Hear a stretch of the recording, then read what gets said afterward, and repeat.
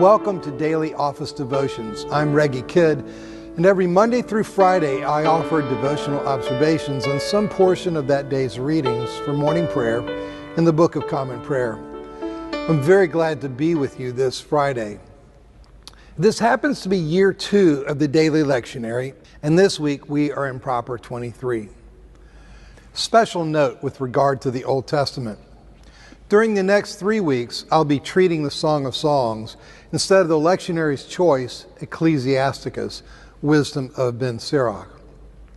Despite the canonical status of the Song of Songs, and despite the fact that it was one of the biblical books that ancient and medieval believers, both Jewish and Christian, found most fascinating and fruitful, people in the modern era have ignored it for the most part. The daily office lectionary finds no place for it in the 2-year cycle of Old Testament readings. Since this year's cycle is one in which we read Song of Songs sister books in the wisdom tradition, Ecclesiastes and Job, I decided to dive into it. I hope you and I will be able to discover or rediscover its enchantment. The Bible calls the book the Song of Songs, that is, the best song. This is a song about yearning for love. There's much to yearn for in our world. It's as though we're in an extended season of yearning. We yearn for freedom from disease and from uncertainty about public health. We yearn for the laying down of arms between nations. We yearn for civility in the public square. We yearn for liars to lay down their pens, to walk away from their keyboards, and to turn off their microphones. We yearn for racial reckoning and reconciliation. We yearn for safe streets and safe schools and safe churches and safe synagogues. We yearn for the end of domestic violence and drug addiction. We yearn for the realization of medieval English mystic Julian of Norwich's promise: all shall be well. Above all, we yearn for the return of love. Especially during this season of yearning, I'd offer this book of the Bible as genuinely the best song. Song of Songs teaches us to sing amid everything that is wrong in the world, I'm my beloved's, and he is mine. His banner over me is love. Song of Songs, chapter 2, verse 4. Even before Christians came along, people in the Jewish community knew to read this song at 2 levels. On the first level, the Song of Songs is gloriously a full-throated anthem in praise of conjugal, even of sensual love between a man and a woman. Over the centuries, commentators, Jewish and Christian, have debated as to the exact scenario being depicted.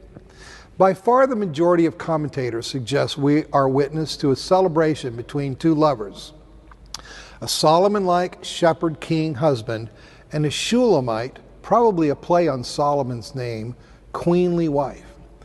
Coming from the God who made man and woman to come together as one flesh, there's plenty to relish in a song that leads with, let him kiss me with the kisses of his mouth, for your love is better than wine.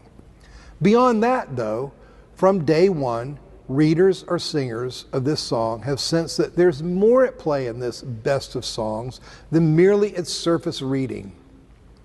In the 1st century AD, Rabbi Akiba said, whoever trills the Song of Songs in banquet halls and treats it as a mere lyric has no share in the world to come. That's from the Targum Sanhedrin 12:10.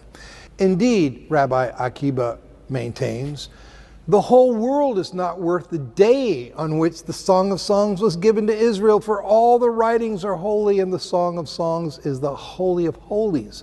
Mishnah Yadayim 3:5. Jewish interpreters saw a second level of meaning in the Song of Songs, a meditation on the prophet's theme of Yahweh as husband and his people as bride.